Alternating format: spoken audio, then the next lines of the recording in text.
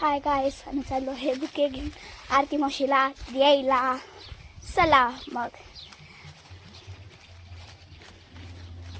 इकडे बघा. आता तुम्हाला समजलंच असेल मंगू कुठं गेली होती ती. बुके विसरून आलो होतो ना.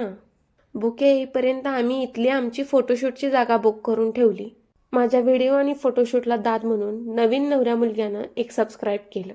वळून आणून धरून धरून या शिवड्यासंग एक फोटो काढून घेतला. इकडे ही म्हणू एंगेजमेंटसाठी आलती का स्वयंपाक करायला आलती हे काही समजलंच नाही. तिथनं उठायलाच तयार नाही ही पोरगी. हातातलं पोळपाट लाटणं काढून घेतलं तर ही गोळच करायला लागली. किती ती आवड हिची. तोपर्यंत तिकडे उरलेल्या सासवांचं फोटोशूट चाललं होतं. लगेच मंगूला राग आला आणि नवरा नवरीच्या मध्ये जाऊन बसली. माझा चांगला फोटो काढा रे. यांचं फोटोशूट आज काही संपत नाही. माणसंच तेवढी आहेत.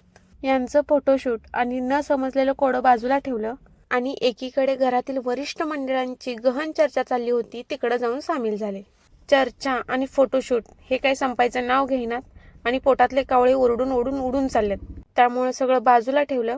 हा लास्ट फोटो काढला आणि आधी पेटपूजा करायला गेले. फोटो नाही काढला तर ही पोरं वाढणार नाहीत ना, या भीतीने यांचा फोटो काढून घेतला.